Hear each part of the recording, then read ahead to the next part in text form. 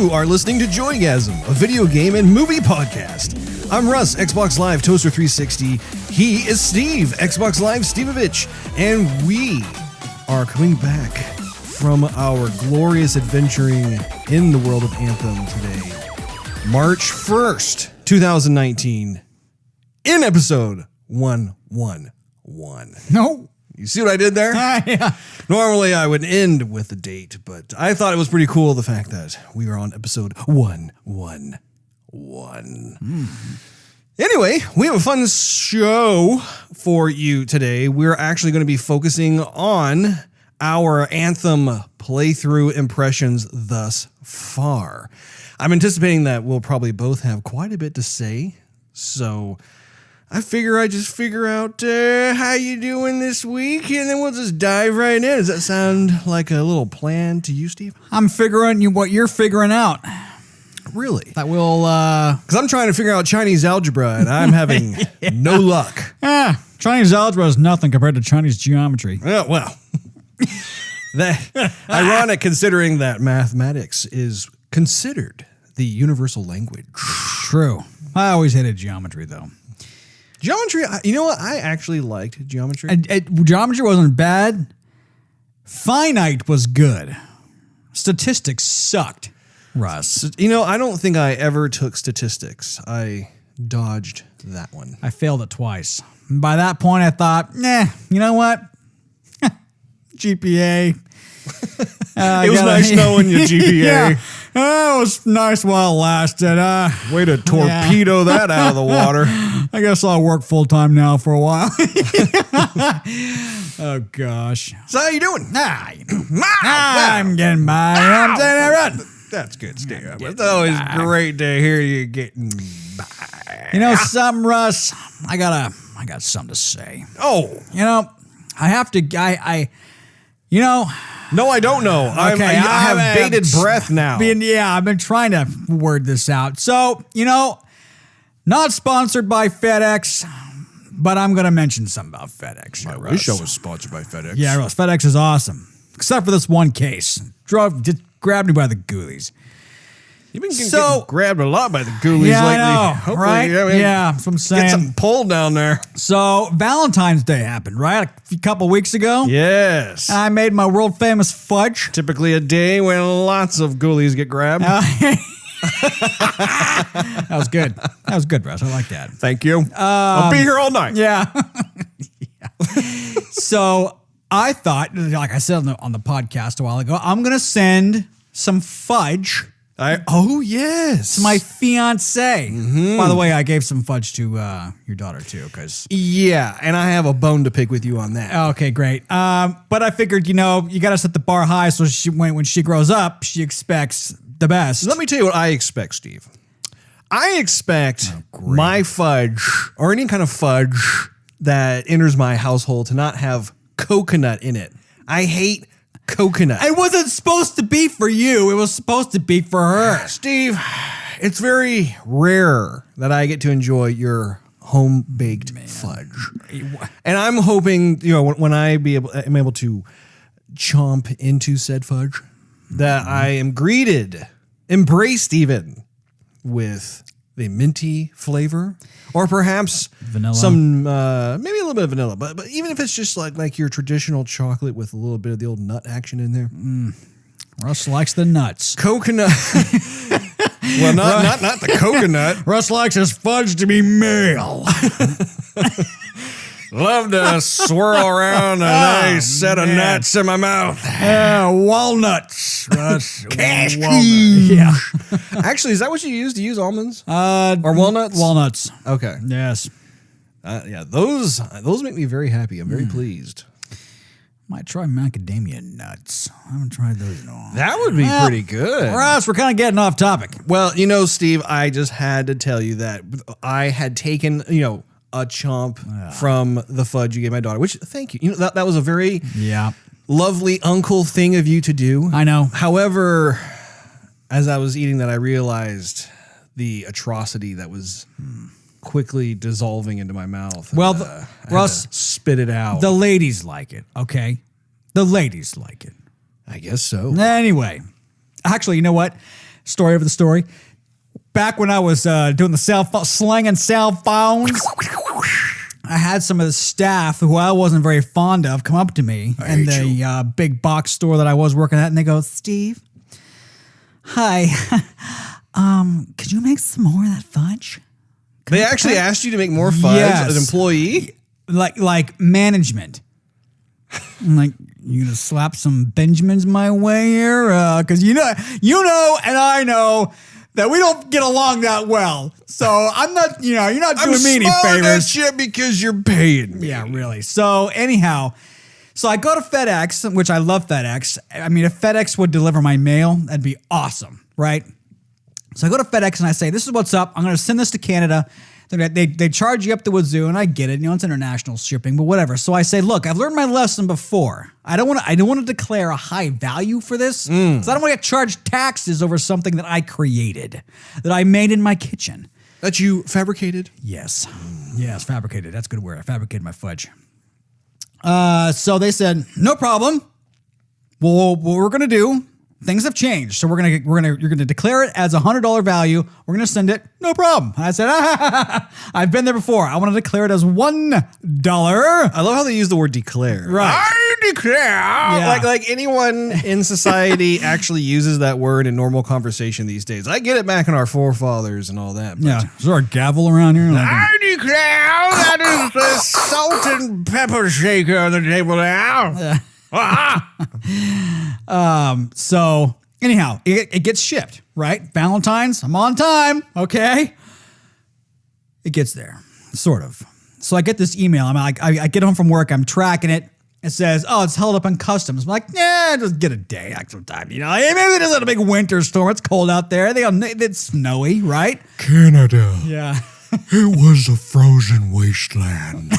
Minus 13. So anyhow, by the second day, it's still there. And I think, something's up. I know it's snowing a lot. By the third day, I'm going, okay, I'm going to call FedEx, see what's going on. They said basically it's being taxed. And they want an additional $33 from me above the $100.89 that I spent to ship it. So I said, "Hey, Stevie, don't play that, Stevie, don't play that game." So I said, no, you figure it out. You guys figure it out. I said this, whatever, whatnot. Now, 2 weeks later, it's still in freaking customs. Valentine's Day, Russ, has come and gone. So, is it even still edible at this point? I think it is. So, it better be. Or else I'm going to be in the doghouse for not only a late Valentine's gift, but giving my fiance the, So, have some moldy fudge with coconut. Love you. So, I got on the horn tonight, Russ. I said, "You guys figure it out." I said, "Either you figure it out, or I am calling the credit card company, and I'm just disputing the charges." How about that? And then the package could sit there for all eternity. What do you say? They go, "We'll take care of it." They said, "We're going to send you a form, fill it out, send it back to us." And I said, "Okay." So you yelled it at that. Yeah. Okay. Anyway, Russ, sometimes you just gotta step up and. It's the principle of the thing, isn't it, Steve? Yeah, I gotta digitally slap some people around. Customer service can be a lost art. You know what I'm saying? I know. Just when you think you found it, you lost it. Yeah, that's right. So that's been me. I've been playing a bunch of Anthem. We'll talk about that in a minute. I look forward to talking about that. Yes, I have much on my mind about it. Yeah, I put Red Dead aside for once. And last podcast I mentioned. What did I mention? I mentioned All Quiet on the Western Front. Yes, and I'm watching it. It's a long movie. It's an older movie. It's like 1979. Why is it always quiet on the Western Front? Why isn't it all rowdy on the Western Front? Why isn't it all kinky on the Western Front? Well, because when it's quiet, it's a little too quiet. I mean, something's about to happen. It's like the calm before the storm. You know what I mean? It's like if you're out in the middle of not in the middle of the ocean. If you're on the beach and you're kind of wading out in the water a little bit, and then the water gets real calm without the waves coming in, that means the sleeper wave's about to knock you on your booty. That's very true. Right. That happened to you once. It did. Yes, it did. So, thank you for bringing that up. Now I'm going to have nightmares. yeah. Wet dreams. No, not that. So. Oh, no! Yeah. Don't tell me about that, Rose. So, anyhow, did you know the actor who played Bilbo? Bilbo Baggins. I need a holiday, Gandalf. I'm sorry. No, keep going. What are you talking about? Not return, or how does it go? No, he says, start from the beginning. I need a holiday, Gandalf. I feel like butter scraped across too much bread. Spread over too much bread, is that what it is? Spread across too much bread. Spread or scrapes? Oh, scraped. I think he said, well, I forgot. Oh, man, it's been too long. No, because he says, I feel thin, like butter spread over too much bread. Yes. And he says, I need a holiday, Gandalf. I don't expect to return. In fact, I mean not to. That's it.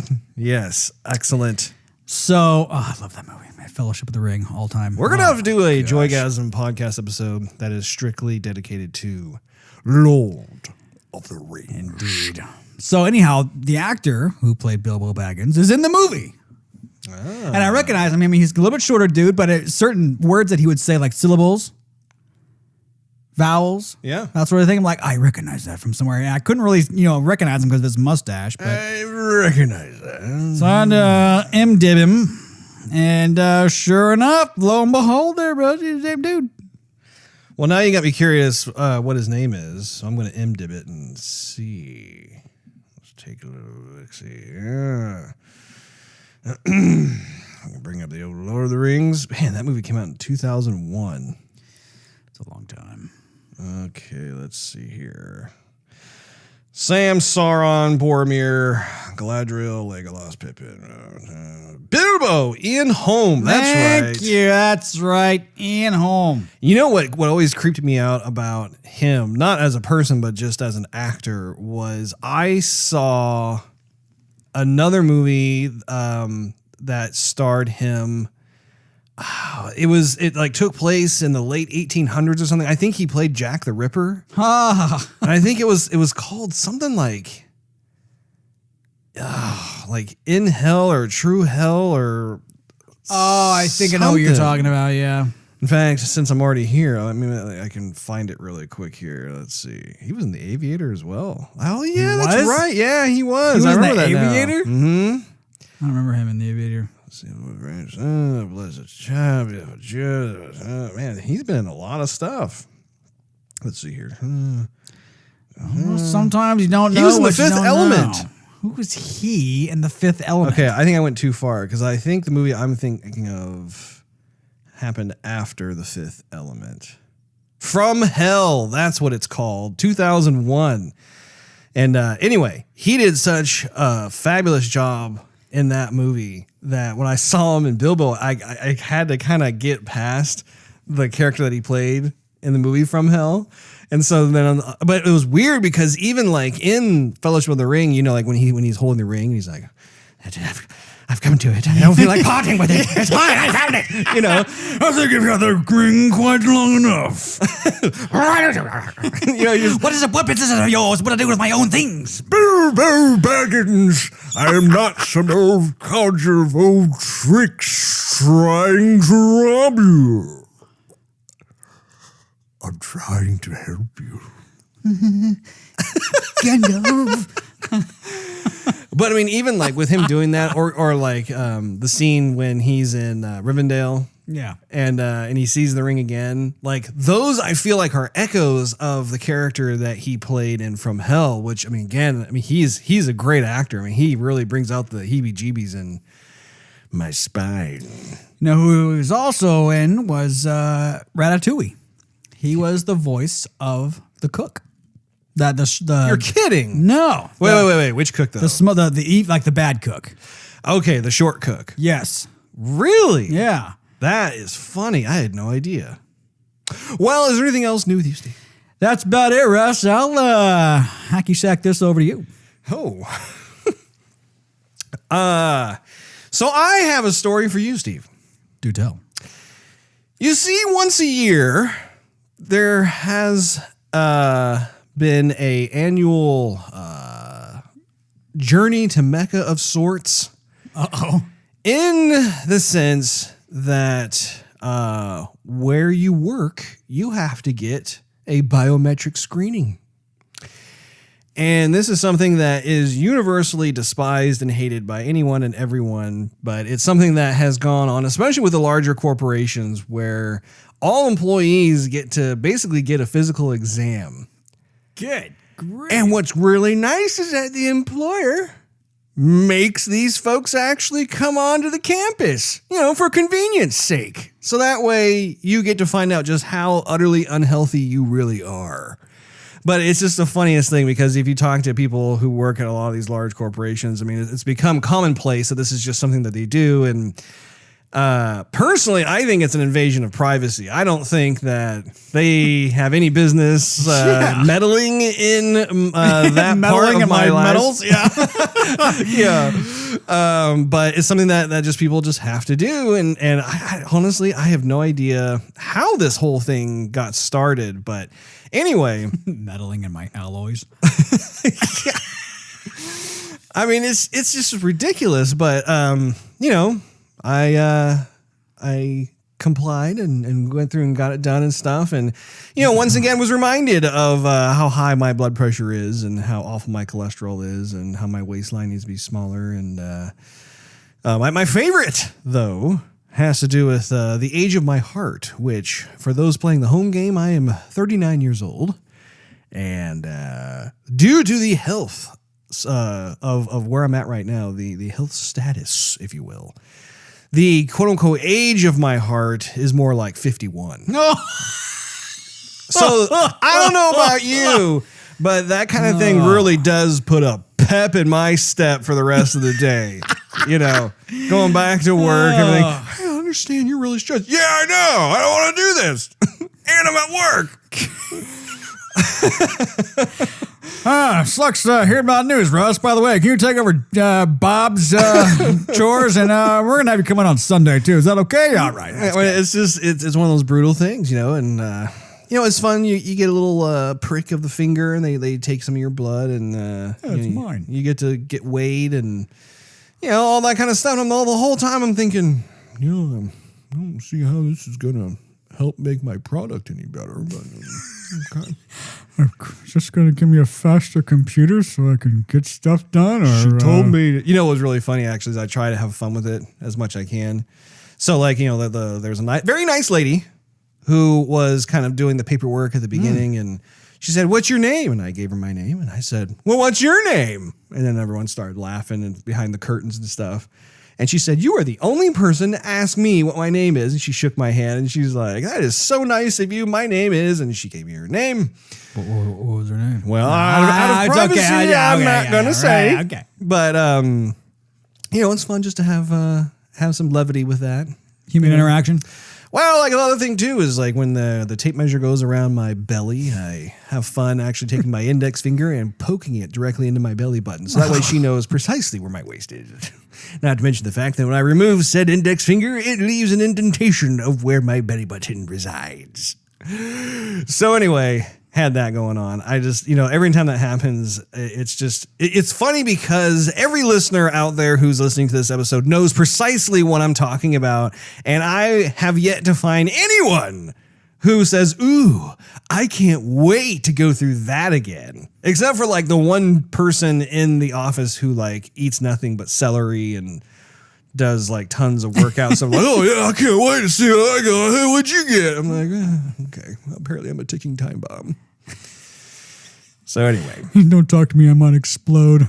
Yeah, exactly. I'm going to go home and write out my will. Apparently I'm going to die sooner than I thought. So let's play more games. Yeah, exactly. But anyway, other than that, though, been having fun playing Anthem with you, of course, and we're going to be getting into that later on, so I just figured I'd just save my comments for that. And we twitched earlier this week. We did. With Anthem as well. We did. We did have some issues, though. We did.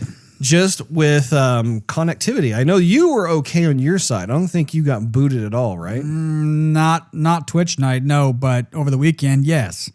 Okay, well, I have to issue an apology to our listeners because we had folks who were tuning in who were watching us play Anthem, but every time that I got booted, it would essentially it would kick me out to the dashboard.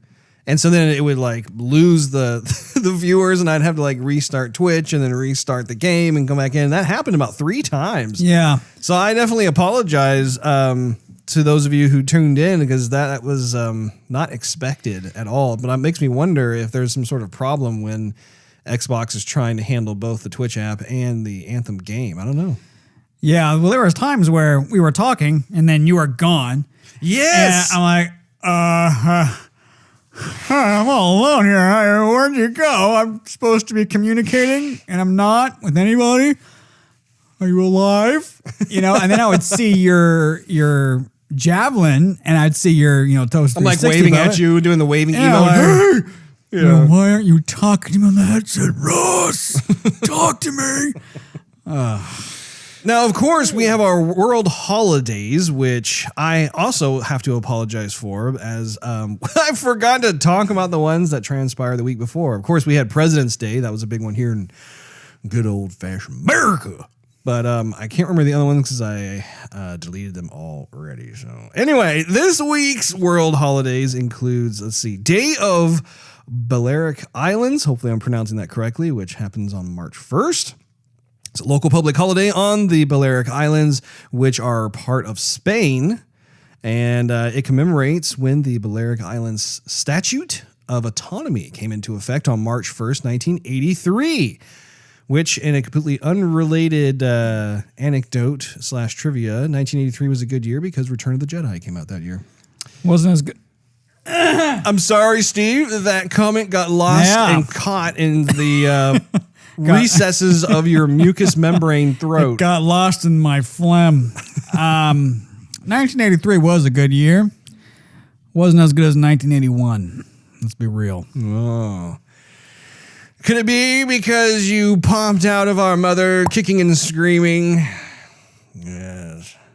You still, though. I still hold the story of marking my dad. I wasn't kicking. Screaming, yes. Not kicking. Well, anyway. So another holiday that is going on this week, and I'm going to try my best to pronounce it, is Maharshi Dayanand Saraswati Jayanti? Yeah, I think that's how you say it. But anyway, it's an Indian social leader and founder of the Arya Samaj, a reform movement of the Vedic Dharma. He was the first to give the call for Swaraj as, quote, India for Indians in 1876, a call later taken up by Lokmanya Tilak. So a bit of a history lesson there for you. We also have St. David's Day, which is going to happen on Saturday. It's St. David's Day is the feast day of St. David, the patron saint of Wales, and falls on, it's March 1st. It's on Friday. Today, the date of St. David's death in 589 AD. The feast has been regularly celebrated since the canonization of David in the 12th century, though it is not a national holiday in the UK. And finally, one that I personally really like the name of, it's Carnival Day. What do you think of that, huh, Steve? You want to have some fun on Carnival Day? No. Okay. Well, the Carnival is an annual festival in Brazil held across the 4 days before Ash Wednesday. The Monday and Tuesday are holidays. The festival is the most popular event of the year in Brazil and represents a last chance to party and overindulge before the fasting period of Lent begins on Ash Wednesday. So it's a bit of a bummer that you want to participate in this, dude, because I'll be down there yucking it up.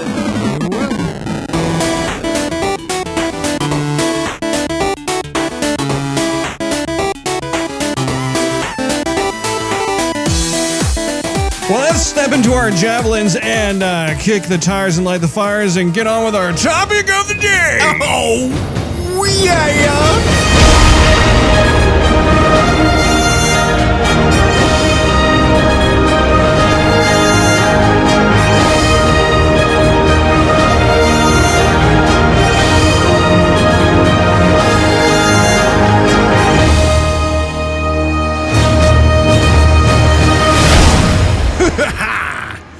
Our topic of the day is... Why are you looking at me that way, Steve? See his little beady eye looking across at me. Our topic of the day is our Anthem playthrough impressions, which I must say, giving a little bit of a heads up, that we have not beaten the game. We're just giving our impressions thus far, which I would say, I think I have probably... 5 hours of playing time, maybe more, maybe 7 hours. How much time do you think you've played? Probably about 10. 10 hours, yeah. So in between, I would say probably 7 to 10 hours-ish. Enough that we have a pretty good handle on what's been going on. Pretty good lever, Yeah. So I have a bunch of different areas of the game that I definitely want to get your take on. And I've been just really... looking forward to just talking about some of this stuff as well. So I think the first thing to address is this game has certainly been a part of mixed reviews. It has, Russ. Just looking around online or talking to certain people, the game it is interesting to me because it's not one of those games that just is universally amazing or it's horribly bad or anything like that. But it definitely has a very mixed type of response, and depending on who you talk to, you'll get a very different play experience overall. And so. Even looking at just the different sections that we're going to be talking about. I mean, I think that for me, I have kind of a mixed response, but not in the way that you see online. Because for instance, if you were to watch Angry Joe, for instance, he's pretty negative on the game. If you were to look at the review of IGN gave it an okay rate. I mean, it's literally, they use the word okay. I think they gave it a 6.5 or something like that. However, if you look at someone like Greg Miller from Kinda Funny Games, he's been posting screen pictures of him playing Anthem and making comments about that kind of allude to the fact that he's having fun with the game. So it's very interesting to see how everybody's been interpreting the game. So, to start things off, let's talk about the graphics. I have watched a YouTube video that someone did. I knew someone was going to do this too, but they did a side-by-side comparison of what the 2017 E3 reveal demo looked like compared to what the final product looks like. And there is a distinct difference. It's interesting to see just what was taken out versus what was left in, or perhaps what was added to it. But there was definitely a reduction in level of detail within the graphics itself. With the final product. Yeah, with the final product. So, and it was actually a good thing for me to actually watch that again, just because I've been playing the game now for the last week, I guess. Right. And I mean, the game's still the graphics. The graphics are good. I enjoy playing through the game, but I feel I could tell there were times as I was playing it where I was just looking at the graphics. I was like, well, this doesn't seem like something that would be on the level of Red Dead Redemption 2 or Horizon Zero Dawn or something. There are times where if the lighting hits stuff just right, or you're flying through somewhere or whatever, there are moments where it's oh, okay, that part right there felt like the demo at E3. But what's interesting is for instance, if you recall in the trailer, it's not really a trailer. They were, well, at the beginning it talks about how it was game engine footage.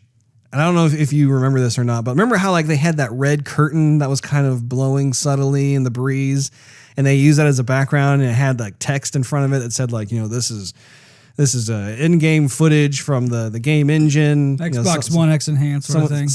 Well, they didn't actually use Xbox One Enhanced, but like they sold it as this is an actual playthrough of the game itself. It was not like a pre-rendered cinematic trailer. And so then you see like this first person perspective, you see this hand kind of pull the curtain away, and then you see this bustling little shopping area. It kind of reminds me almost of Tatooine from Star Wars or something. But way more engagement where you have lots of characters, way more. Well, actually, first of all, there are more characters that are in like NPCs. Yeah, just NPCs that are hanging out in the market. And, at one point the camera kind of looks up and you see one of those big lumbering transport vehicles. What are those things called? Sentinels? Yeah, Sentinels. I think it's Sentinels. But like, anyway, you see one that is kind of lumbering by and you're like, wow, what the heck is that? Versus the retail version, which there you see a Sentinel, but it's not moving. It's like completely stationary. And it's removing that dynamic sense of movement. Also, like as you're moving through the market, if you recall, there's that one guy who actually steps out from one of the market alleyways and comes over to you to talk to you about a problem he's having, which again, that was a very dynamic thing too, in the sense that normally NPCs just kind of hang out in one spot and you have to constantly walk to them. Right. And that is the case when you're playing the final version of Anthem, is you have to walk up to people and engage them in conversation. You don't have this dynamic experience of, you're just wandering through Tarsus and then someone actually comes up to you, because that's much more realistic to have sometimes, obviously you'll have some people that you will walk up to, but to have other people walk up to you like that and just start talking. I mean, that is a whole nother level of immersion, in my opinion. Yeah, I saw that. I didn't click on the video. I saw that on YouTube and I thought, oh, I need to see that. And then I got distracted by dust rolling past my eyes or whatever happened. And I'm like, I forgot all about it. So yeah, when you brought that up, I thought, man, I need to go watch it again. But yeah, I remember sitting right there watching E3 with you as it was unfolding. And I remember. We both were pretty blown away, both with that and with the flying and wherever they went. Flying to and destroying a bunch of stuff, and we were pretty blown away. And yeah, it does look good, but I remember it looking better upon first viewing. Well, what's ironic is the final version of the game almost looks like what the demo should have been. It's almost like it should have been reversed, where because the game was currently in development, they hadn't gotten all the bells and whistles in the game yet. What we should have seen was what the final game looks like now, only in 2017. And then when the game comes out, we should have had what the demo itself had. But I do think, though, in terms of the graphics, this is an ongoing issue that we're having with all these major publishers. Activision's guilty of it. EA is guilty of it. And of course, EA is the publisher of Anthem. BioWare developed it. Ubisoft is guilty with it. I mean, I remember guilty with it. Yeah, I remember Ubisoft,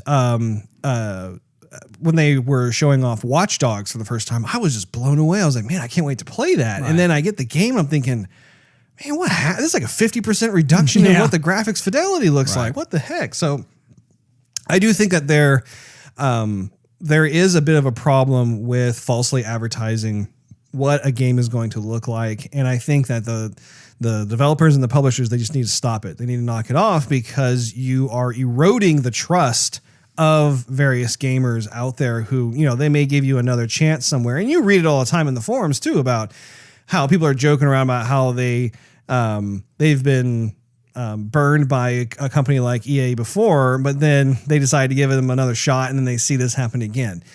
I am of the opinion that while I do think that it was false advertising for them to show a world that was way more just plush. Just impressive than what we were given.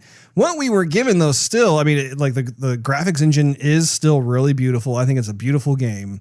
And I also think, too, that there is room. I don't know if they're going to do this or not, but they could certainly add more to the environments themselves, which we'll get to in a little bit. But they do have kind of this timeline of dropping more content over I think over this year. I don't know about next year, but it's kind of that Sea of Thieves model where they drop more stuff. So what are your thoughts, though, on the graphics?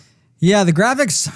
When you're in Tarsus, when you're in that main area, it doesn't do really anything for me. I think it was definitely made for Xbox One X because the same issue I had with the demo is slightly improved. Now, only slightly improved with the final game, where you're walking around and sometimes the frame rate drops from like 24 frames a second to like 15 frames a second. You can definitely tell, but it's definitely not 32. Yeah, and it almost starts to hurt my eyes because I'm used to everything moving so fluid. Right. And when I'm in Tarsus, I almost can't wait to get out because everything looks so bad. If I'm standing still looking around, everything's fine. If I do a slow pan, it's great. But if I start to walk, it goes downhill pretty quick. Sure.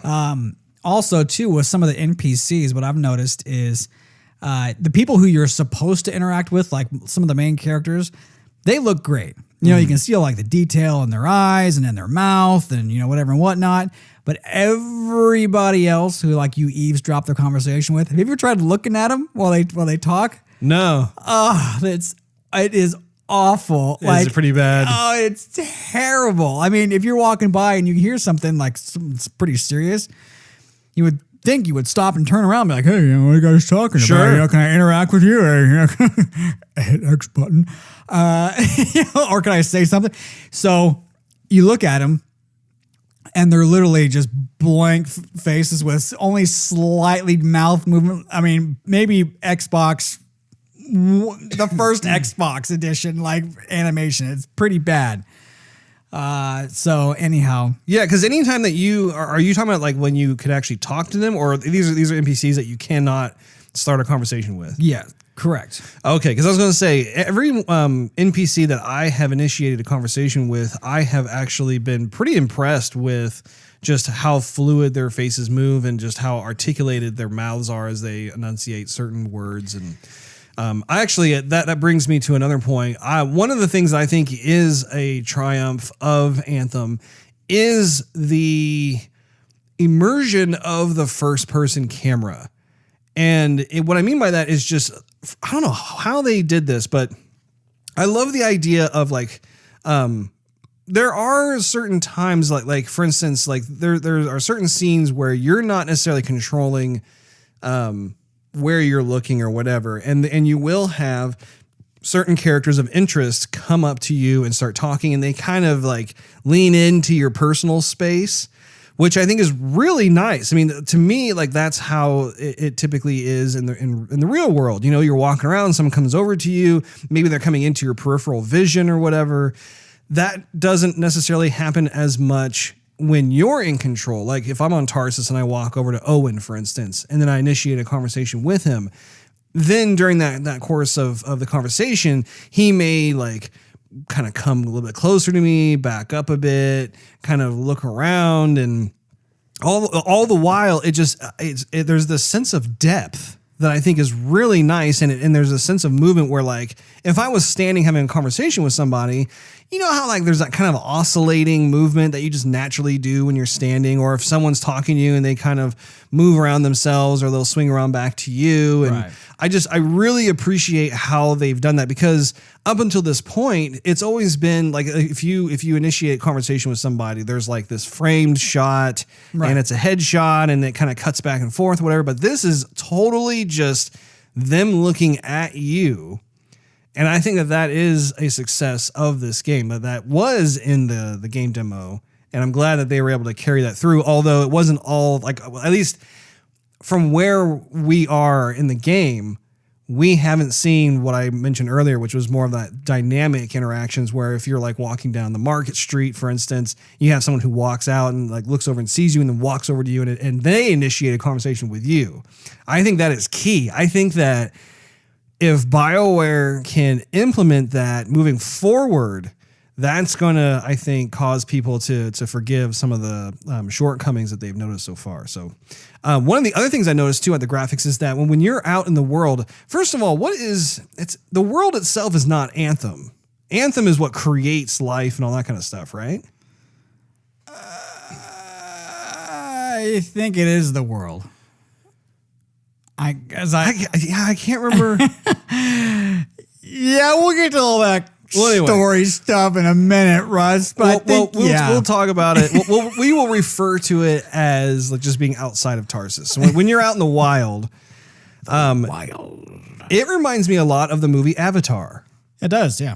And that's not a bad thing, in my opinion. No, it's not. I think it's a very good thing. I really do like just the lush jungle theme. I love the sense of verticality. I love the mountains and the waterfalls and just, I don't know. I think that was one of the secret sauce elements to the movie Avatar was just the setting itself made for a very visually captivating experience. I mean, you constantly have that visual spectacle of this untamed jungle wildlife, right. Yeah, that sort of thing. So, and of course, just being able to go through it, there's always this sense of unpredictability to me. Like if we choose a mission, whether it's free play or we're going to a stronghold or we're going on some sort of main story quest, there is always the sense of just not having been through an area before. Even though I have been through it, it's just the way they've laid out the level and how organic it is.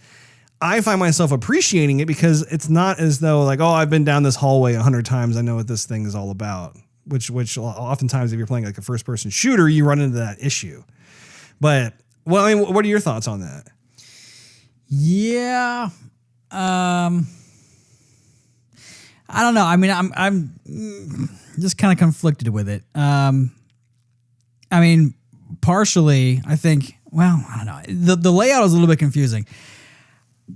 I think they could have done it a little bit different where if you go out on different areas of Tarsus, I think that there should be different avenues that you should... Different areas of Tarsus? Or... The wild, Steve? No, well, I mean, you have that little kind of launch pad you jump off of. Uh-huh. But it's almost like the level is almost designed so that no matter where you are in Tarsus,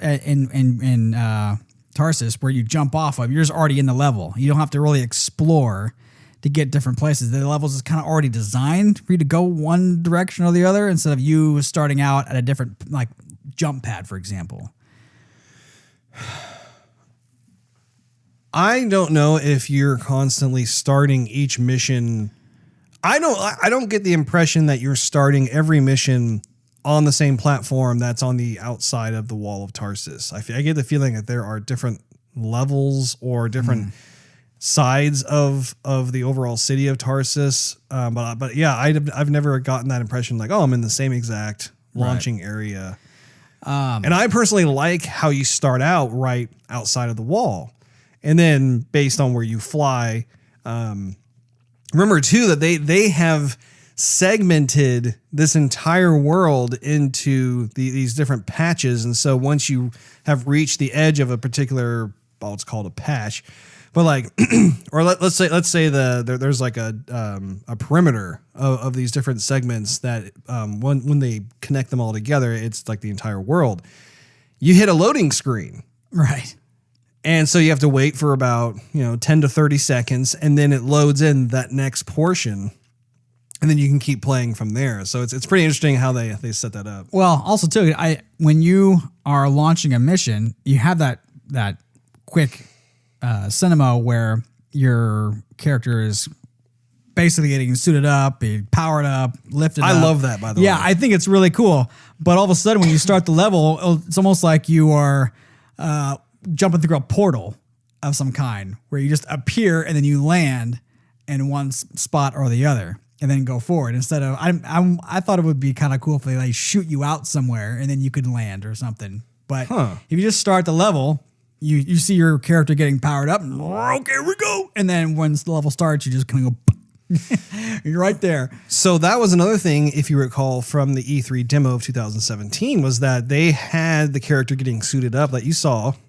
And then you see them walking out as the door opens, and it's the seamless loading sequence that you go to, where you start out being on the platform, it's being raised up, and then you walk right out to that launching platform that's outside the city walls, which is really nice. It's very compelling because it's like, wow, this feels just seamless, and it plays into just to what like games like God of War have established, where God of War famously is known for not having any kind of load screens. Right. So that's not obviously in the game. Although the level design is nice and the being outdoors is wonderful, it almost starts to look the same. And maybe it's just because I haven't progressed enough through the game, but I'm at level 14 now.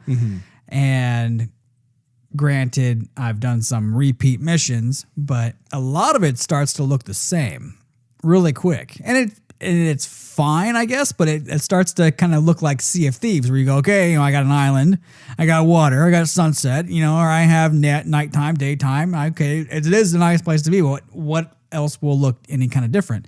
And I thought I had remembered in E3 there were different areas where you could. You had underwater. You have underwater here. You have outside. You have waterfalls. But I thought there was more of like a rainforest area where this tree canopy was, and you had to kind of navigate through, and there was like shafts of sunlight shining through, beaming through, whatever. You really need to watch that YouTube video that I was talking about earlier. The guy did a really nice job of showing the side-by-side comparison, and that place still, in fact, does exist. It's just that, like I said, the level of detail has been reduced. So, like, for instance, like the alien herd of cattle or whatever it was that was like galloping by is not, is no longer present. While you do have certain areas that do have shafts of light, it's not as prevalent as it is in the game. Or like, if you recall, like you're running around and the jungle is very lush with some pretty, it looks like trees were taken straight out of like Horizon Zero Dawn or God of War. And I mean that in a complimentary fashion, where like just the quality of detail on the foliage is really, really good. However, that didn't make it into the final game. If you recall too, like there's a part in the demo where they round a corner and you see some sort of like ancient beast that's like attacking other beasts, like smaller things, and probably trying to get its lunch or something. And you blast by, you don't engage in combat with them. So you do have that as well. And of course too, when it comes to some of the visual spectacle of combat, there are certain things that have not made it into the game. For instance, if you recall in the game demo, the ranger will land and the ranger has a colossus that's with him. And they're kind of taking turns showing off their different weaponry. The rockets or even the bullets, the gunfire that you are dispensing will have like surface reflections across the water. Let me tell you that really does make it more realistic having that in there. Unfortunately, it has not made it into the final game. And again, it's not like this beat you over the head detail, but when you see the side-by-side comparison, you're like, whoa, that really does make it more realistic. It has more of that bells and whistles kind of feel that just it's that the little details that you add in there, and it suddenly just makes the world pop. You're like, man, that looks really good. Man, what happened? Well, and like, for instance, like another thing too in the game demo was that you saw one of those sentinels that were moving in the world and lumbering, and you had some of the I don't know what they're called, the scars or whatever, like one of the warring tribes, for instance, they shoot it down so it collapses, and there are people in there that are from your city and you're having to rescue them. And so you come down and I think it was both the Colossus and the Ranger, where they take turns doing their ultimates. And if you watch the explosions are quite the feast for the eyes. I mean, like they just look amazing. If you compare that to the explosions in the retail version of the game, the explosions I think are still good. Like I still enjoy watching the explosions and the sparks and all that kind of stuff. I still feel like it feels and looks really nice. But again, what we're receiving is not enough to get it over the finish line of just being completely blown away by the visual spectacle of things when you compare it to the demo itself. So totally go check out. I mean, it's really easy to find. It's like one of the biggest. Put a link in the description there, Russ. Well, I think that's a good idea, Steve. Thank you. So moving on from graphics to sound effects, I do think that this is one of the stars of the show. I absolutely love the sound of Anthem. I think that the sound effects of how the javelin sounds when you're flying versus when you land or you're using your weapons, everything has a real punchy, meaty sound to it, which I love a lot, especially with my speaker setup here. I love playing this game loudly and just really getting into the ambiance that it creates. The music itself is also very heroic. I almost wish that they had more music that would play. In fact, that was one of the things too during some of the demos, was that they had music that I don't believe made it into the final retail version of the game. But I do think, given the wordsmithing of the game, where like they're using words like Anthem and Javelin and Ranger, Colossus, and also just the persona that they are giving these different types of classes.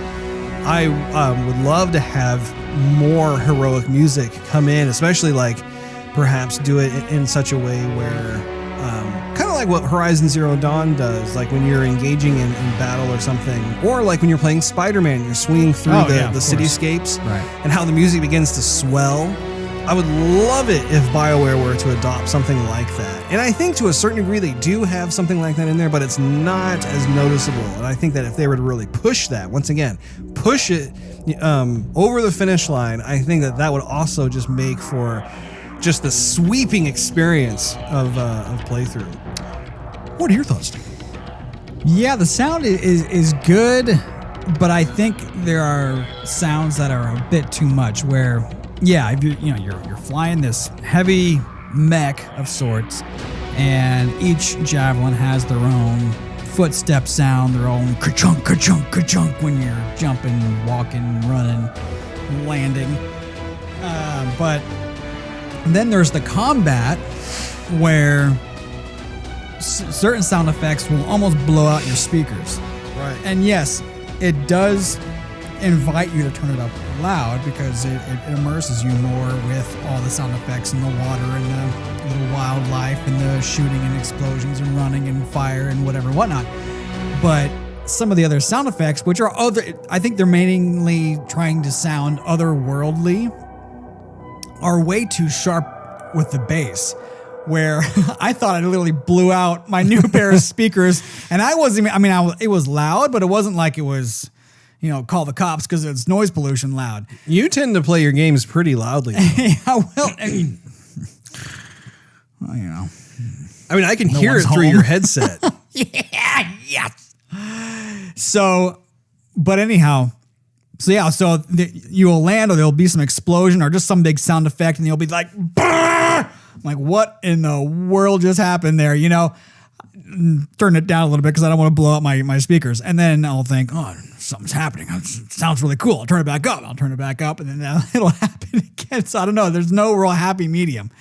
But as far as the music, the music is really kind of hit or miss. In the beginning, it invites you in to be something along the lines of either like Halo or Mass Effect or what's the other Bungie game? What is it called? Destiny. Thank you. Title I've yet to pick up. So anyhow, but when you start to play the game, then the music just kind of fades away, and it's like, life as usual, whatever, and then it brings on this serious tone, and at times it is serious, and then it just fades off as in like, it's just kind of whatever, and it's not prevalent throughout. And I kind of would think that if they're trying to set a tone in the beginning of the game, they should probably carry it through the rest of the game, in a sense. Yeah. Because the music in the beginning is amazing. Oh, it really is. On the title screen, it's awesome. Yeah. And like the victory screen too, where your experience is being tallied. Yeah, I really enjoy that too. So moving on to story. So the story itself to me is still being revealed. I know that a lot of the community has talked about how they don't really think that there is much of a story to the game. But with us being 7 to 10 hours in, I'm still meeting characters who I've been kind of collecting. And so I, of course, have not made it to the end game yet.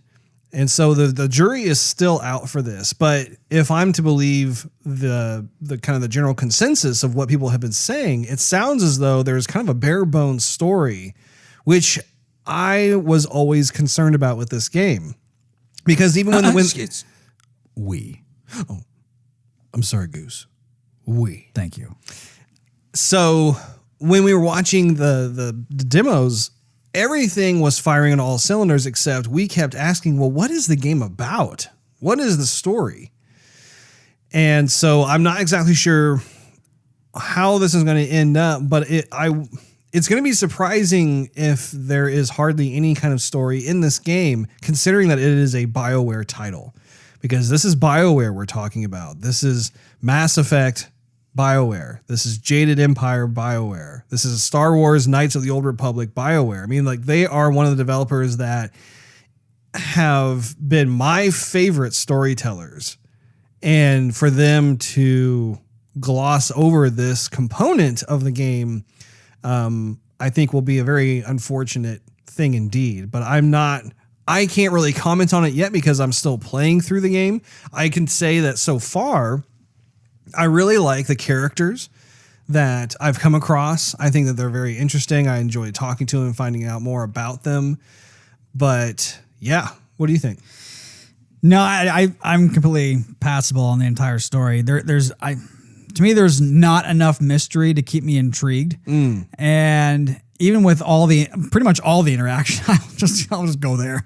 All the interactions that I have with the characters is real kind of artificial. It doesn't seem like I want to go talk to him. I talk to him because I have to progress the story, but nothing they really say is awe-inspiring or mysterious or making me want to learn more or anything like that. It's just kind of like, okay, give me the contract so I can go back out and into combat. You know, I'm talking to you because I have to.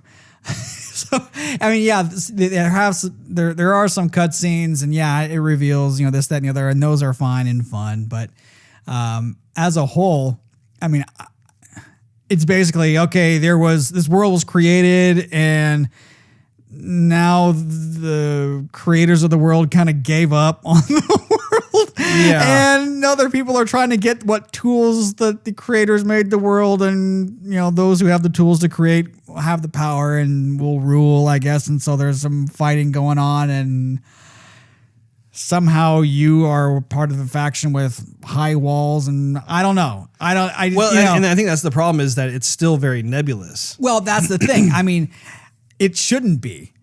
I mean, they should bring you into the story and make you want to find out more, not say, oh, well, this is how it is right now, and stay tuned because when we get more story done, we'll give it to you.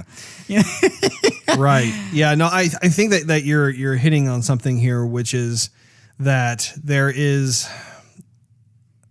See, Destiny had the same problem. I never played the first Destiny, but I did play the second Destiny, and I don't know why this is a trending thing when it comes to more of like the action RPG genre, but they seem to intentionally they give you like this kind of bare bones backstory, and then they just expect you to just grind out through the game. And it's like, well, what is the purpose of us being here? Why is, I think that for me personally, that BioWare they've weaved together a background high level story that I can get behind more so than the Destiny backstory.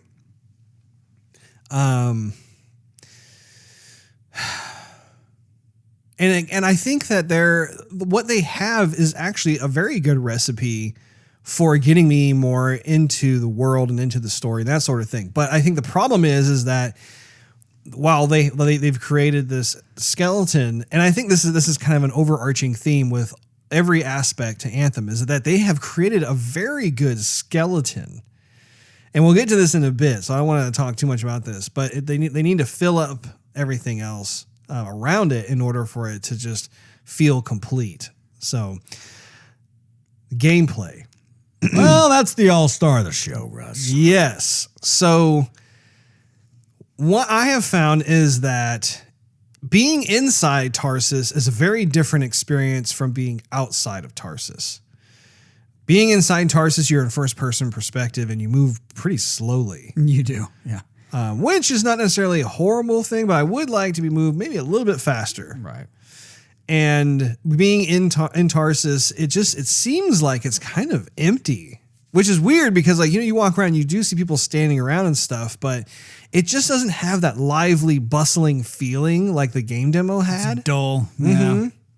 Yeah. And like you hear like background chatter, but like you don't really see a lot of people around there, and it just feels hollow. Well, it feels small too. Yeah, yeah. Tarsus is, you mean there's ginormous walls. I mean, you got to thrust rocket all the way up to even get to the platform. And then when you're actually inside, it's 1 or 2 levels that have a very small corridor and a handful of people. And then that's really it. There's no exploring. There's no, okay, you're going to graduate and get further in Tarsus and explore this, that, the other.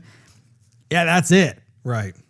Now, on the very plus side of things, the flight mechanics are perfect. I absolutely love flying my javelin through the world, having that sense of verticality, being able to, on a dime, just go from like flying forward to all of a sudden hovering in midair and gaining that situational awareness.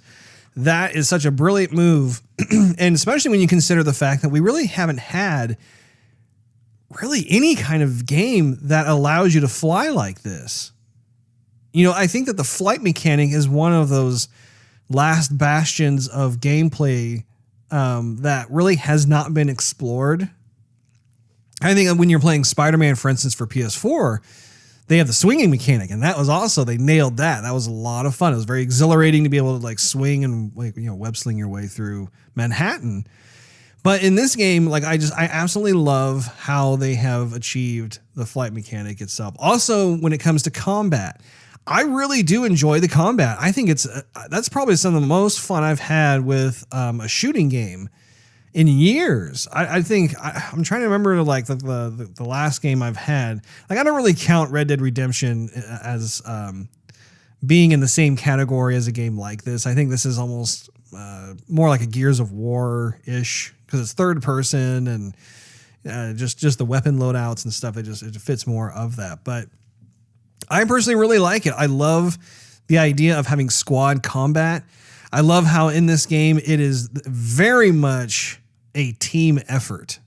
And I think that's one of the biggest things because we haven't really had a game like that come out in a long time where there is this really intense feeling of watching out for each other, of moving forward and being able to like, synchronize how you're going to do your plan of attack. And it feels very natural and organic. And I, for one, really, really enjoy all of that. What say you, Steve?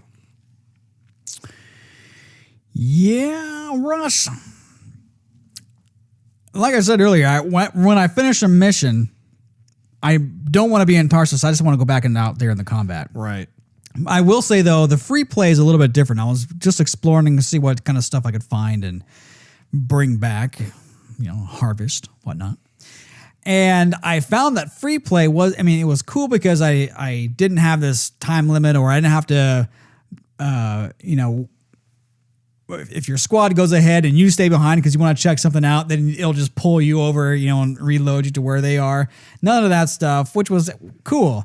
At the same time, if you get attacked by something and you run out of ammo, there's not really hardly any ammo that is prevalent enough for you to keep on playing free play. Have you found yourself in that situation? Yeah. I'm like, okay, what do I do now? I mean, I have to, I guess, find some baddies to kill because I'm out of ammo to protect myself. See, I'm surprised to hear you say that just because I know that you've been maining as a storm class. Right. Which gives you the ability to control the elements. I wouldn't expect you to be really using your firearms all that much. Well, I mean, you're supposed to use all your weapons. I mean, yeah, the thing is, you're going to have to recharge.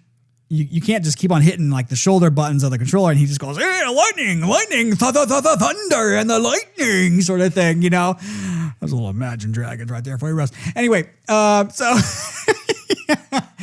you have to recharge. And so you're basically avoiding fire until you can recharge and then throw something else at them and then avoiding fire and then recharging, throwing something else because you're out of ammo. So that kind of handicaps you in a way because you're one less firearm than the rest of the enemies who have endless supplies of ammunition.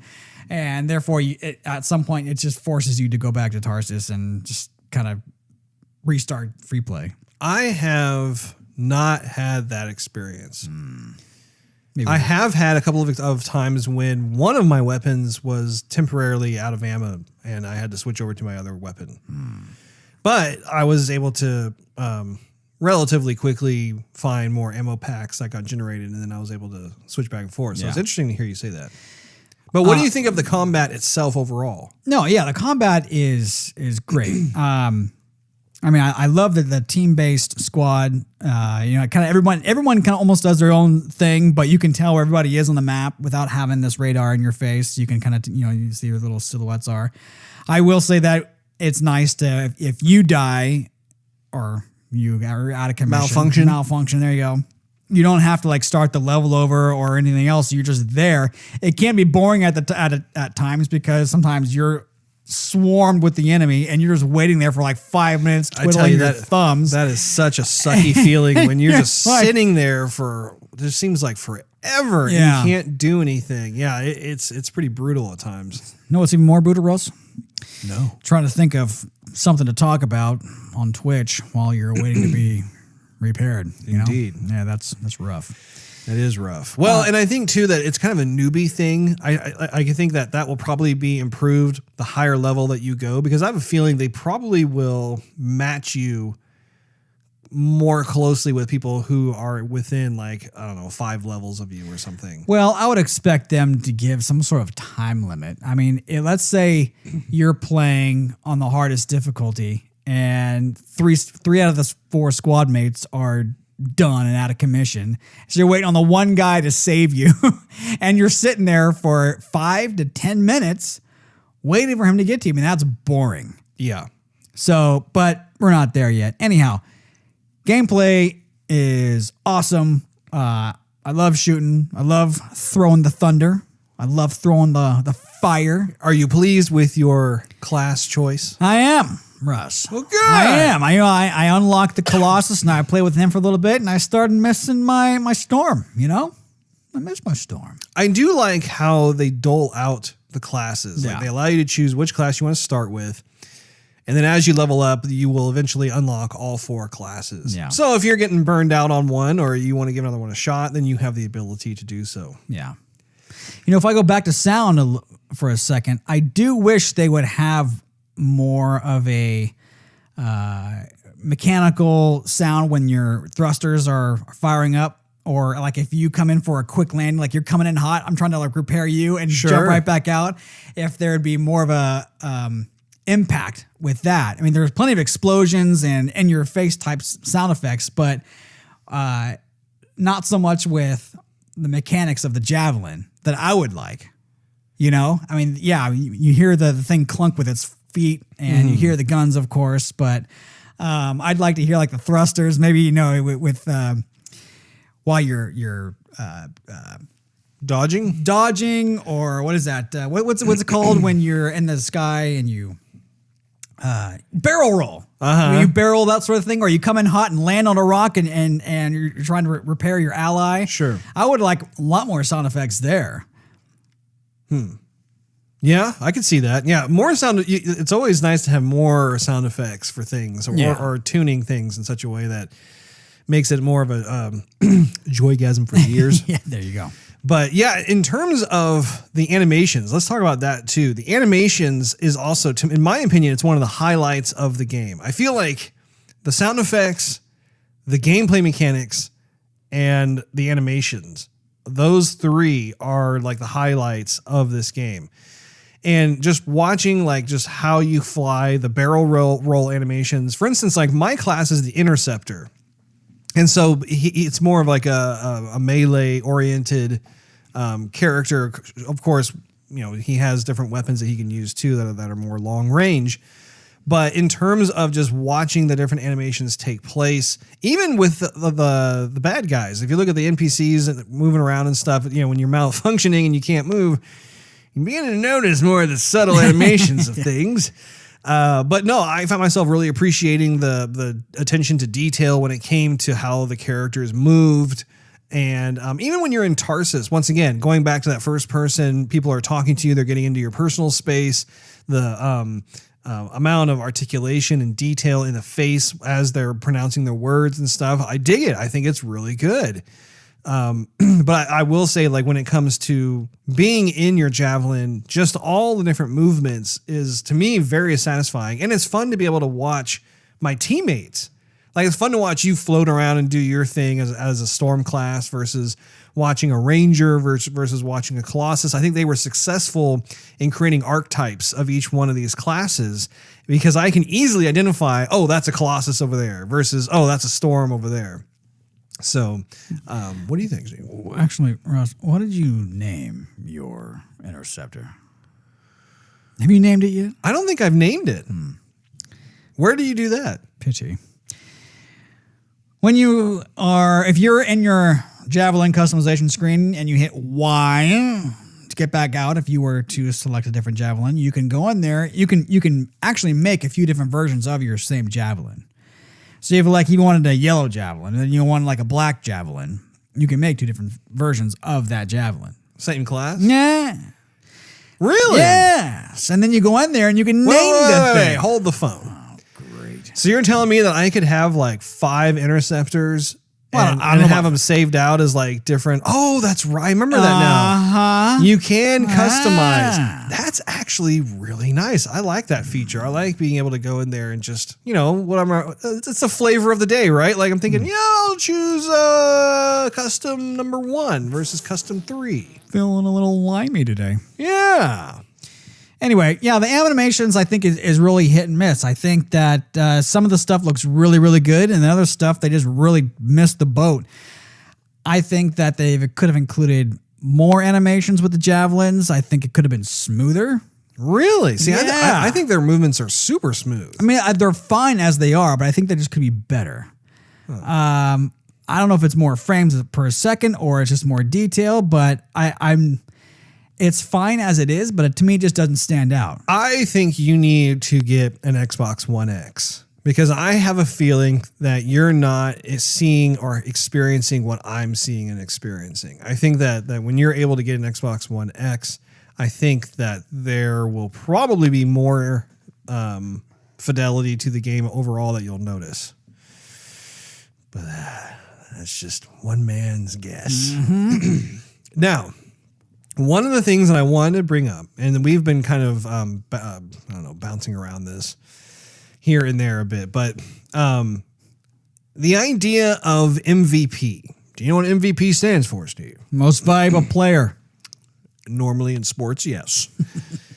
In the gaming world, however, it stands for minimum viable product. And thank you, Mr. Dictionary. Well, if you want to know the dictionary term, I just had to say it. Okay, go. A minimum. Okay, that's what it was. Huh? A minimum viable product, or MVP, is a product with just enough features to satisfy early customers and to provide feedback for future product development. This game is definitely an MVP. And not only is this game an MVP, but there have been several titles that have come out recently, such as Sea of Thieves or the latest Call of Duty game, where you have, or Destiny 2, you have an MVP situation. And what's interesting is that I remember working at a game company back in 2009, where the CEO actually was ahead of the curve on this and was wanting us to develop a game that we would intentionally release at pretty much what people would consider to be at, like, say, 60% complete, and then drop in the remaining 40% in these like 5 to 10% increments over the course of the next year or two. And the idea being that you would spur more interest because you'd have these huge DLC drops and that sort of thing. And it's interesting to see how, about 10 years later, that idea has really become rooted in some of these AAA titles that we are seeing. And I, for one, do not like it. I am not a fan of a game that is intentionally not complete when it goes to market. I think it preys on the consumer.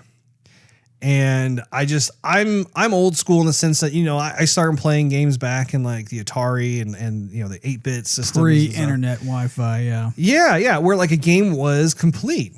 And not only was it complete, but you had to really be sure that it wasn't buggy either, because there was no digital download or whatever. I mean, you had a cartridge and that was it. You plugged it in and it better work. So there was a lot more stability back in the day versus nowadays. It's like you have a game that comes out that's basically in its beta stage, and you have certain bugs that are, A-level bugs, B-level totally, but there are still a couple of A-level bugs. And not only that, but then you have these worlds that, again, they feel empty. They feel hollow. I mean, you and I have put a lot of hours into Sea of Thieves because, once again, Sea of Thieves is a game that at its core, at its basic fundamental gameplay mechanics, it's a lot of fun. But, and it goes back to that skeleton analogy, like they've created this really great skeleton structure of the game, but they haven't put in the organs or the muscles or the tendons or the tissue or the eyeballs. Yeah, I mean, like you have to have this world be fully fleshed out, no pun intended, and realized in order for people to really enjoy the game and play it long term. And I have a feeling that this is going to create a mindset with gamers where you will not have the multi-year loyalty that you do with other titles. For instance, in Grand Theft Auto 5, it's like the best-selling title. They've continued to make just a boatload of money over the last, I don't even know how many years it's been out. Like 5. It's been more than that. 6. I think GTA 5 came out in like 2013, 2014. Either one, yeah. So yeah, I mean, it's been out for quite some time, but they've done the online component. Like, first of all, the single player story itself was very well done. I mean, you have a fully realized story. You have characters that are very interesting due to their character development, and the developers spent time fleshing that out. And then you have the online component that they have fully embraced and supported, and they have continued to make a very aggressive DLC drops. Well, as a result, you have a huge legion of GTA fans that have continued to play the game. And they absolutely love it, and they'll have microtransactions and everything else because they see that they're getting a good deal.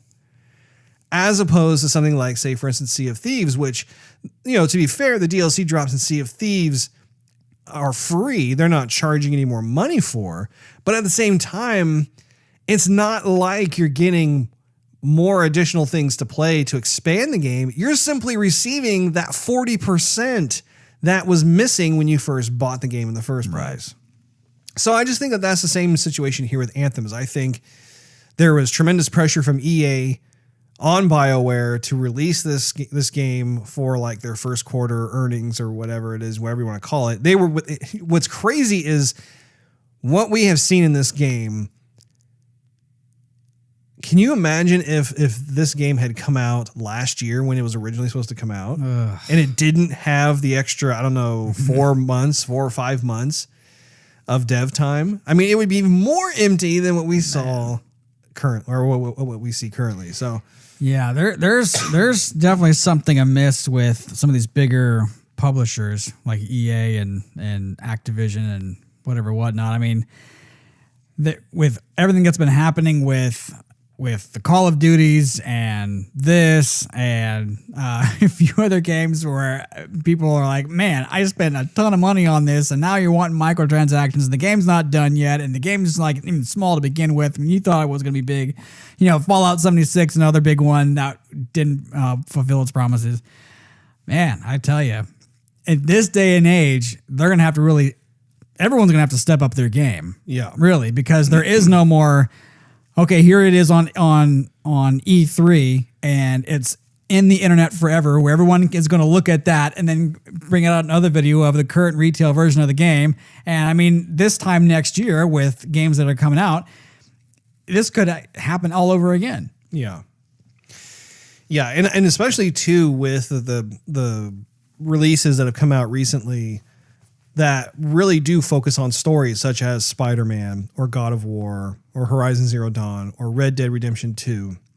you're seeing the sales numbers from those games, some of which don't have an online component at all.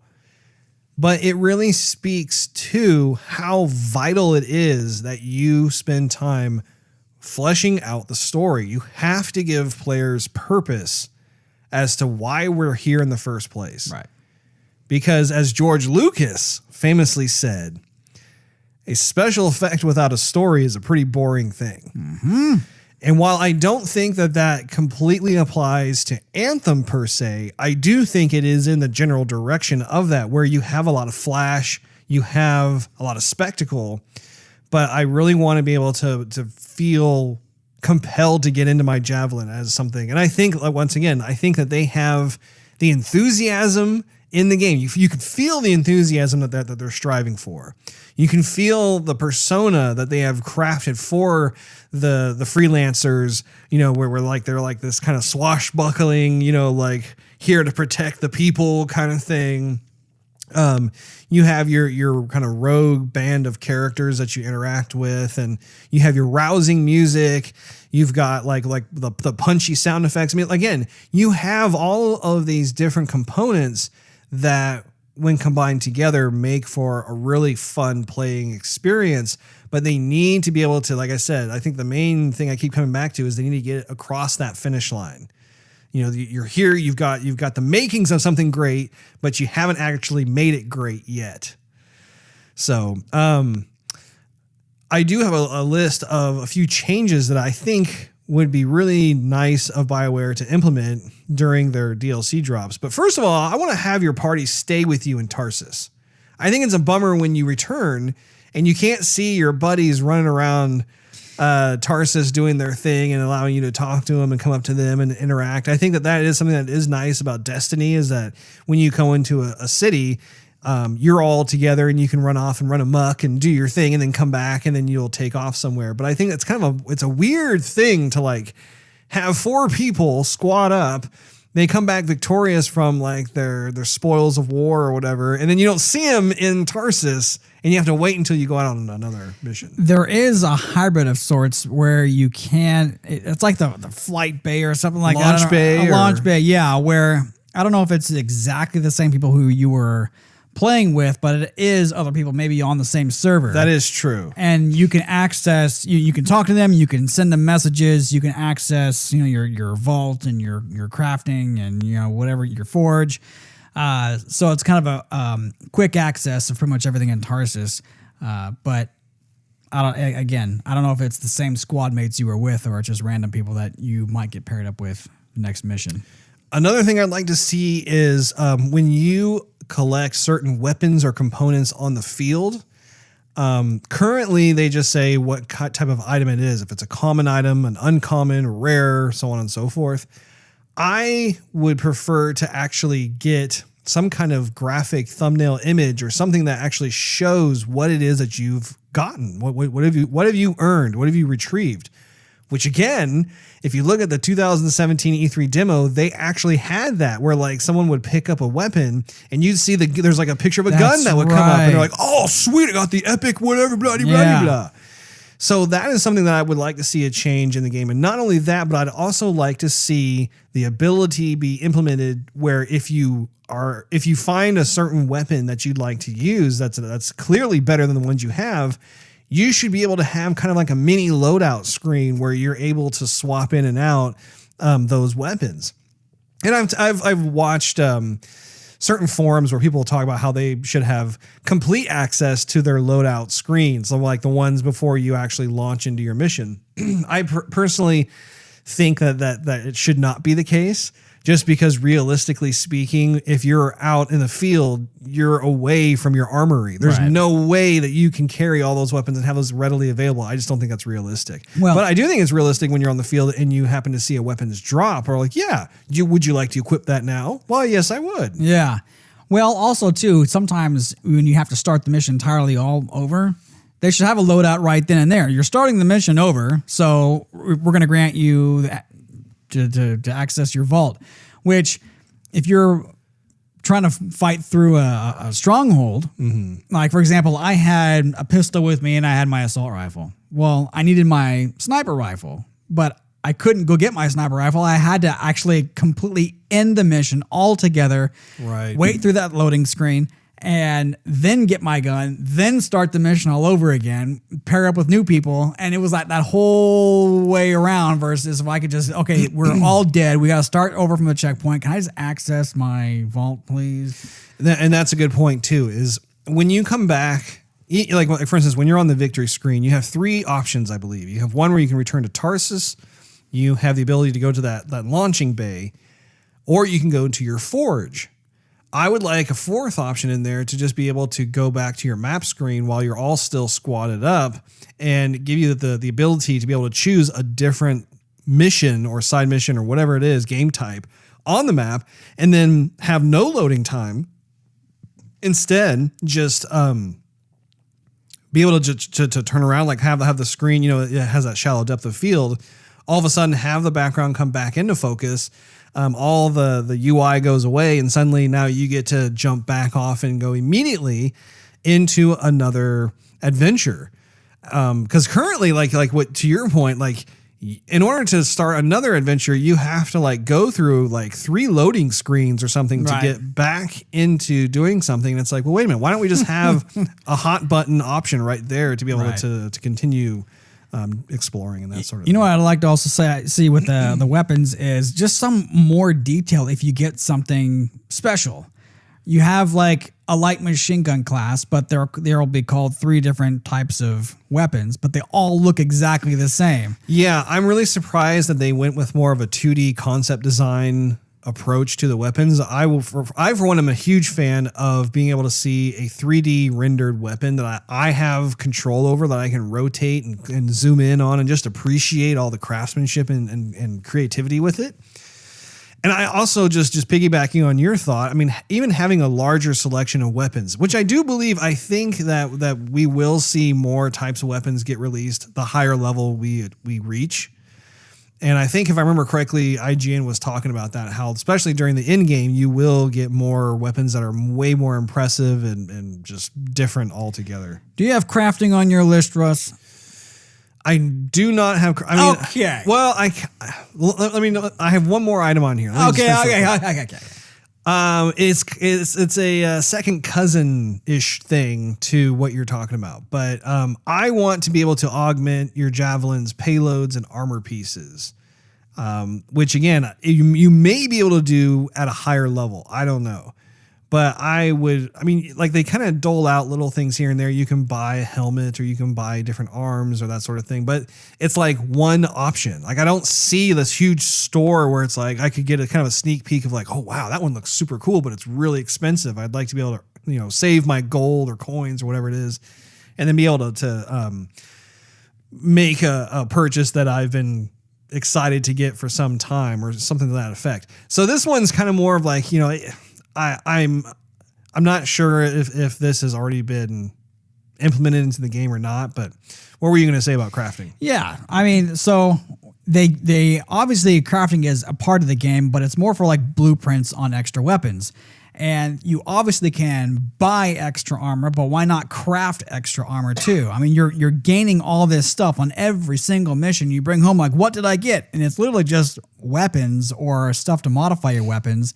And the stuff you can modify your weapons with, you can't notice the effects of. It's just, okay, this is a rare item, so we're going to highlight it in blue or purple. And that's all you really get. But like, what if you really like one light machine gun and you want to hold on to that machine gun, but you want to put in a magazine that's twice as large, or you want to put a better stock on it or a silencer, or we want to modify just that one gun. Right. There's nothing you can do to do that. You have to re-blueprint the entire weapon, and after the blueprint, it looks like the weapon you just had, only the stats are better. Yeah. Also, too, when you have to buy upgrades that do nothing for your javelin to make it stronger. It's literally all looks.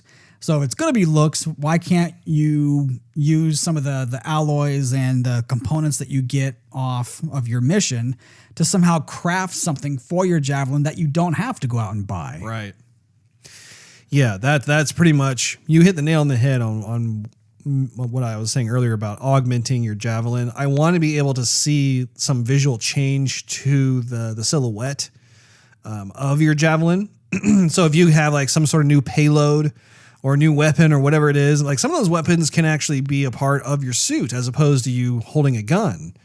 And I think it would be, and this is nothing new. I mean, Halo has always been really good at that, especially during the online components where the higher levels you go, you start to unlock different pieces of armor. And it was just fun to be able to customize your Spartan and give you a sense of individuality, which, in this game, it's cool that you can change your paint colors, you can change your materials and textures. I think that's cool. But I also, it's not enough. Well, if you recall too, going back to that same demo from 2017, there was the guy who was playing as the Colossus was like, "Hey, let me try out this new weapon thing I got," and it gave the impression to me anyway that you could have certain augmentations be performed on your javelin that would ultimately, maybe have like some kind of shoulder cannon, right? Or you'd have like something around your waist that you could take off, or like Iron Man, for instance, is a perfect example of what they should be doing, where if you were to line up all the different Iron Man suits, each one has completely different augmentations just implemented into the suit itself, whether it's like wrist rockets or it's shoulder rockets or like, they have different afterburners in different places or whatever. But I mean, each one not only has a different look, but also has different functionalities and purpose overall. And I think that that's what Anthem definitely needs to do, because their suits totally kind of pay homage or lean in that direction of what Iron Man is just loved for. Yeah. So. I mean, this could easily be an Iron Man simulator. You know what I mean? Yeah. I'll use the same kind of flight mechanics anyway. So what are your concluding thoughts? Well, I think it was going from an A+ title down to a C title.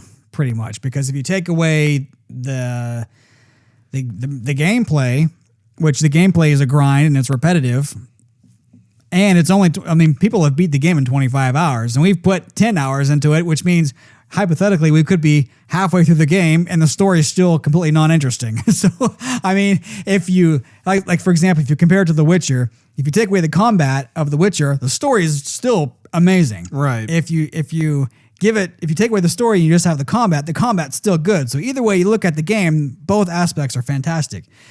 With Anthem, and the same thing could be Red Dead Redemption. If you take away the combat, the story is amazing. If you take away the story, the combat's still a lot of fun and it's beautiful. Mm-hmm. So with Anthem, it's a grind, so you better love the atmosphere you're going to be on, because you're going to be playing that again and again and again and again and again. But when you fly back home and you go, let's look at the spoils of war. Let's use some of the spoils. Oh, we can't really notice anything. Oh, and the dialogue is uninspiring and dull, and Tarsus is dull, and everything with non-combat is dull. It just leaves that part of the game to be a lot. There's just a lot there to be desired, basically, and it's a missed opportunity. I think that. I don't know how much they can really implement a game for updates once the game's already been released and installed. I think they could do DLC, and I don't think they can re-render anything or add new sound effects. I don't know. Maybe they can, maybe they can't, but I don't know. There is a bunch that I would like to see, but I will say also that I am concerned because they're already wanting you to spend money on upgrades. And we've already spent $60 to get the game. And I don't mind spending more money on upgrades if it's a reasonable amount. But when new DLC drops, like if it was more sound effects, better graphics, that sort of thing, I would expect a lot of that to be free, knowing that what they were trying to sell us back at E3 is not exactly what we bought. Yeah, I think for me, like I said at the beginning, I think it's a mixed bag. When I watched the demo itself, how excited I was. This was one of my most highly anticipated titles of 2019. And now that I have it in my hands, I think that while I definitely was anticipating an A+ title, I don't think I would go down to a C, but I would say B-. And the reason for that being is, like I said, The sound effects are, in my opinion, fantastic. The animations are really well done. The core gameplay mechanics, whether it's flying or shooting, whatever it is, the team-based squad feels really good. I do like that a lot. I think that, though, this is what happens when you have a minimum viable product. I think when you release an MVP title that is intentionally only 60% complete, I think that this is what you constantly run into. And the gamers will punish companies for that. And I cannot stress that enough. Like how if you want fans to really stay loyal and reward you for putting a ton of content into your game, you've got to keep that in mind before you just push out a title somewhere. So anyway, but again, I think that I am cautiously optimistic. I want to see what the other DLC drops do. I also, like I said, I really do like BioWare a lot. So I'm hoping that they're listening to their fans. My hope is that they will be able to implement changes.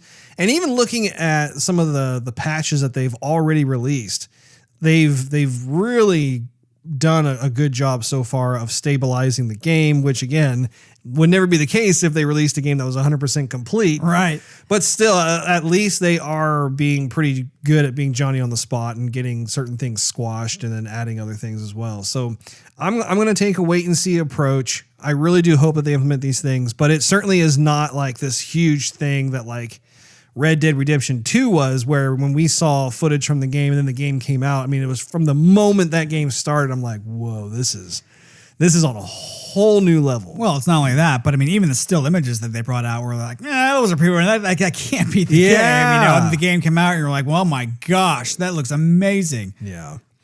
Well, that wraps up this episode of Joygasm. Make sure you tune in next week. Thanks for hanging out with us. If you enjoyed this episode, we invite you to check out patreon.com/Joygasm and consider becoming a monthly contributor. You'll get exclusive perks and early access to the show, not to mention it really helps us continue doing what we love to do. Also, you can follow us on social media and YouTube. Just do a search for Joygasm TV. In addition to iTunes and Android, you can listen to our podcast on TuneIn Radio, Google Play, Stitcher, Spotify, and SoundCloud.com/Joygasm TV. Last but not least, search Joygasm TV on Twitch to see us stream our gaming adventures live every Wednesday night at 9:30 p.m. Central Time. We'll see you next week. Later.